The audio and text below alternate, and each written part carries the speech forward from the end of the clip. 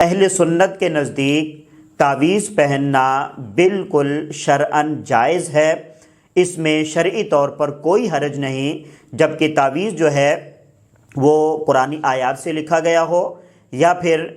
نبی پاک صلی اللہ علیہ وسلم نے جو دعائیں احادیث طیبات میں بیان کی ہیں وہ دعائیں لکھی گئی ہوں، یا پھر دیگر اذکار یا درود شریف سے تعویذ لکھا گیا ہو، یا پھر اللہ تبارک و تعالیٰ کے انبیاء اکرام علیہم السلام یا پھر فرشتوں کے مبارک ناموں یا پھر اولیاء اکرام اور علماء عظام کے ناموں سے ہو، کیونکہ یہ سب نام جو ہیں وہ اللہ تبارک و تعالیٰ کے ناموں کے تابع اور اللہ تبارک و تعالیٰ کے نام کے مظہر ہیں۔ تو ان سب تعویذات کو پہننا شرعی طور پر جائز ہے، خواہ وہ گلے میں پہنے، خواہ وہ بازو پہ پہنے، یا پھر جو ہے وہ دم کیا جائے، یا اسی طرح کسی پلیٹ میں، رکابی میں، پیالی میں تعویذ یا نقش لکھ کر اس کا پانی پی لیا جائے۔ شرعی طور پر ان میں سے کوئی بھی چیز ناجائز، گناہ یا شرک نہیں ہے۔ تو زمانہ جاہلیت کے اندر جو تعویذ لکھے جاتے تھے یا جو تعویذ پہنے جاتے تھے تو ان کے اندر بتوں کی تعریف ہوتی تھی، یا بتوں سے مدد مانگی جاتی تھی، یا پھر شیاطین سے مدد طلب کی جاتی تھی۔ تو وہ کفریہ شرکیہ الفاظ اور بتوں کی امداد و نصرت یا پھر شیاطین سے امداد طلب کرنے کے باعث، چونکہ وہ تعویذ شرک اور کفر پر مشتمل ہوتے تھے، اس لیے نبی پاک صلی اللہ علیہ وآلہ وسلم نے ان تعویذات سے منع فرما دیا، اور وہ تعویذ کہ جو بالکل شرعی طور پر جائز ہیں، جس کے اندر کوئی کفریہ شرکیہ بات نہیں ہے، تو وہ تعویذ پہننے بھی شرعی طور پر کوئی حرج نہیں ہے۔ آئیے قرآن و سنت سے اس حوالے سے ہم دلائل معلوم کرتے ہیں۔ اللہ تبارک و تعالیٰ قرآن مجید میں ارشاد فرماتا ہے وَنُنَزِّلُ مِنَ الْقُرْآنِ مَا هُوَ شِفَاءٌ وَرَحْمَةٌ لِّلْمُؤْمِنِينَ، اور ہم اس قرآن میں وہ چیزیں اتارتے ہیں کہ جو مومنین کے لیے شفا اور رحمت ہیں۔ اللہ تبارک و تعالیٰ نے اس آیت کریمہ میں اس چیز کو واضح طور پر بیان فرمایا ہے کہ قرآن مجید کے اندر مومنین کے لیے شفا اور رحمت اتاری گئی ہے۔ تفسیر نشاپوری کے اندر اس آیت کی تفسیر کے تحت لکھا ہے کہ قرآن مجید جو ہے یہ ہر قسم کی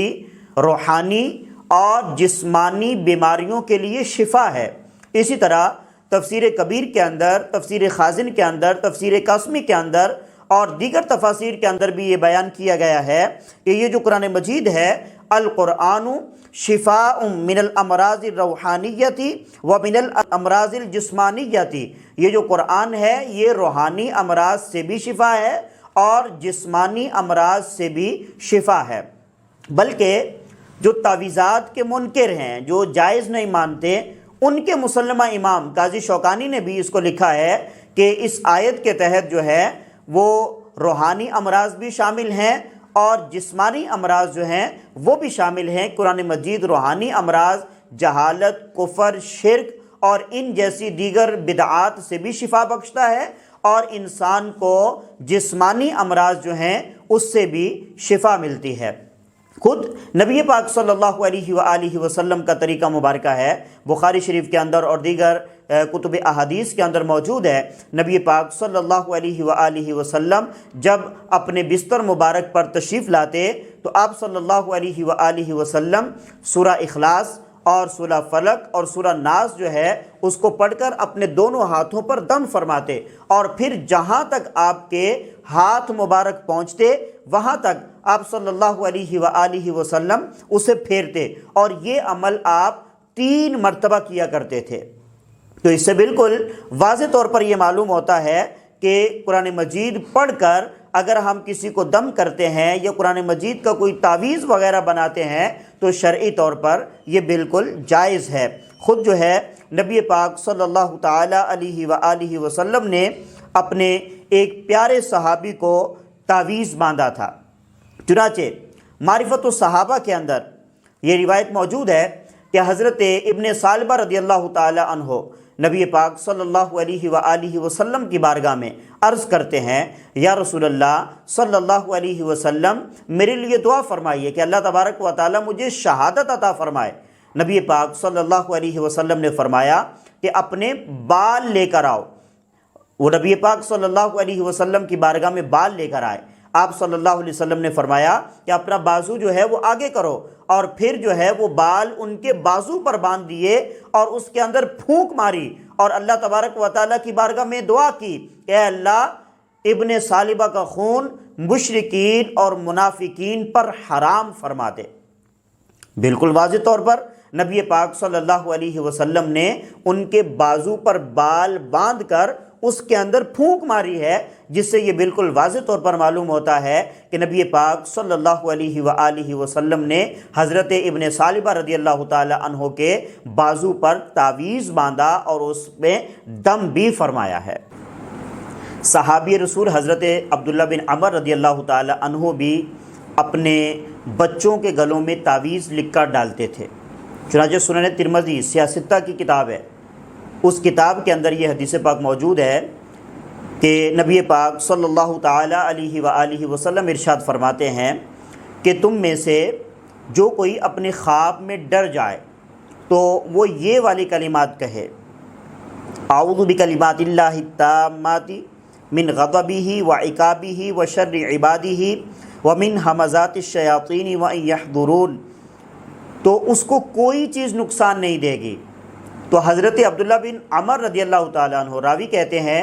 کہ ان کی جو بالغ اولاد ہوتی تھی تو وہ انہیں یہ دعا زبانی یاد کرواتے تھے، اور جو چھوٹے بچے ہوتے تھے تو اس دعا کو کسی کاغذ وغیرہ پر لکھ کر ان بچوں کے گلوں میں لٹکا دیتے تھے۔ تو اگر یہ عمل شرک ہوتا تو ایک صحابی رسول یہ عمل کیسے کر سکتے ہیں؟ تو لہٰذا معلوم ہوا کہ یہ جو تعویذ وغیرہ اگر جائز چیز سے بنایا گیا ہو، کلمات طیبات اور ذکر و اذکار اور قرآنی آیات پر مشتمل ہو، تو یہ بالکل بھی شرک نہیں ہے، بلکہ شرک تو دور کی بات ہے، یہ ناجائز یا گناہ کا کام بھی نہیں بلکہ بالکل جائز کام ہے۔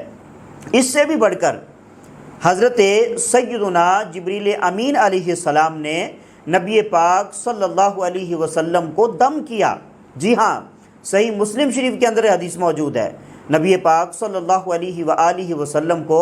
بخار ہو گیا تو حضرت جبریل امین علیہ السلام حاضر خدمت ہوئے اور عرض کیا، یا رسول اللہ صلی اللہ علیہ وسلم آپ کو بخار ہو گیا ہے تو میں آپ کو دم نہ کروں؟ نبی پاک صلی اللہ علیہ وسلم نے فرمایا کیوں نہیں؟ تو حضرت جبریل امین علیہ السلام نے ان الفاظ میں دم کیا، بسم اللہ ارقیک من کل شیء یؤذیک من شر کل نفس او عین حاسد اللہ یشفیک بسم اللہ ارقیک۔ تو اس سے معلوم ہوا کہ دم کرنا یہ تو حضرت جبریل کا طریقہ ہے۔ اگر یہ شرک ہوتا تو فرشتوں کا سردار جو گناہ بھی نہیں کر سکتا، جس سے صغیرہ گناہ بھی متوقع نہیں ہے، وہ شرک جیسا عظیم گناہ کیسے کر سکتا ہے؟ اور پھر نبی پاک صلی اللہ علیہ وسلم نے یہی دم حضرت ابو ہریرہ رضی اللہ تعالیٰ عنہ کو کیا۔ چنانچہ حدیث میں سنن ابن ماجہ کے اندر، وہ بھی سیاستہ کی کتاب ہے، نبی پاک صلی اللہ علیہ وآلہ وسلم حضرت ابو ہریرہ کے پاس آئے اور فرمایا، ابو ہریرہ کیا میں تمہیں وہ دم نہ کروں جو دم مجھے جبریل امین علیہ السلام نے کیا تھا؟ تو حضرت ابو ہریرہ رضی اللہ تعالیٰ عنہ عرض کرتے ہیں، یا رسول اللہ صلی اللہ علیہ وسلم آپ پر میرے ماں باپ قربان کیوں نہیں، آپ مجھے دم فرمائیے۔ تو نبی پاک صلی اللہ علیہ وسلم نے ان الفاظ میں دم فرمایا، بسم اللہ ارقیک واللہ یشفیک من کل داء فیک من شر النفاثات فی العقد ومن شر حاسد اذا حسد۔ لیجئے، نبی پاک صلی اللہ علیہ وسلم بھی دم فرما رہے ہیں۔ اب رہی بات یہ کہ وہ احادیث طیبات جن کے اندر تعویذ کو شرک قرار دیا گیا ہے، جن کے اندر تعویذ پہننے والے کو نبی پاک صلی اللہ علیہ وسلم نے بیعت نہیں فرمایا، یا پھر جن تعویذ کے متعلق یہ ہے کہ جو تعویذ لٹکائے گا اسے اسی تعویذ کے سپرد کر دیا جائے گا، تو ان احادیث طیبات کا مطلب کیا ہے؟ تو ان کا مطلب بھی خود احادیث طیبات میں واضح ہے۔ صحیح مسلم شریف کی حدیث میں ہے، حضرت عوف بن مالک اشجعی رضی اللہ تعالیٰ عنہ نبی پاک صلی اللہ علیہ وسلم کی بارگاہ میں اپنے جو دم جھاڑ تھے ان کے متعلق عرض کرتے ہیں، یا رسول اللہ صلی اللہ علیہ وسلم یہ جو جھاڑ پھونک اور دم ہیں ان کے بارے میں آپ کیا کہتے ہیں؟ نبی پاک صلی اللہ علیہ وسلم فرماتے ہیں کہ اپنے دم اور یہ جو جھاڑ پھونک کے منتر ہیں یہ مجھ پر پیش کرو، کیونکہ یہ اس وقت تک جائز ہیں ما لم یکن فیہ شرکن، جب تک اس کے اندر کوئی شرک وغیرہ نہ ہو۔ تو خود نبی پاک صلی اللہ علیہ وسلم نے یہ تقسیم فرما کر واضح کر دیا کہ جن دموں کے اندر، جن تعویذات کے اندر کوئی شرکیہ کفریہ الفاظ ہوں وہ ناجائز اور شرک ہیں، جن کے اندر ایسی کوئی چیز نہیں تو وہ شرک نہیں ہے۔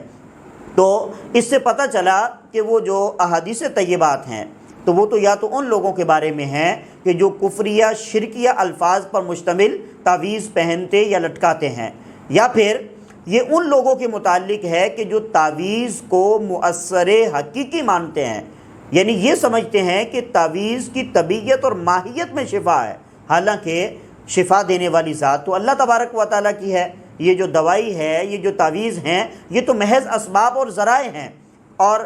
اسی طرح یا مراد وہ لوگ ہیں کہ جو لوگ کفریہ شرکیہ الفاظ سے ہٹ کر ایسے جنتر منتر کرتے ہیں کہ جو عربی زبان کے علاوہ کسی اور زبان میں ہیں اور ان کے معانی معلوم نہیں، تو ان میں بھی یہ احتمال ہے کہ ممکن ہے وہ شرکیہ کفریہ ہوں، اس وجہ سے وہ والے کلمات پڑھنا پڑھانا یا ان کے دم تعویذ کرنا یہ بھی ممنوع ہے۔ ہاں اگر وہ نامعلوم المعنی الفاظ اکابر اولیاء کرام سے بروجہ صحیح مروی ہوں تو ان میں بھی شرعی طور پر کوئی حرج نہیں ہے۔ اس طرح وہ جو صحابی رسول تھے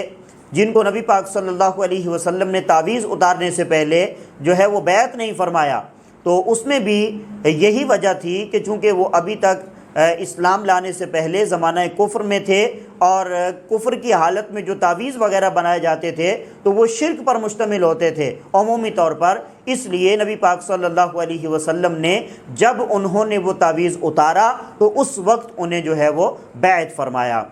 تو اس سے یہ بالکل واضح ہو گیا کہ تعویذ جو ہیں یہ بالکل جائز ہیں جبکہ اس کے اندر کوئی ناجائز یا ممنوع بات نہ ہو۔ اللہ تبارک و تعالی ہمیں عمل کی توفیق عطا فرمائے۔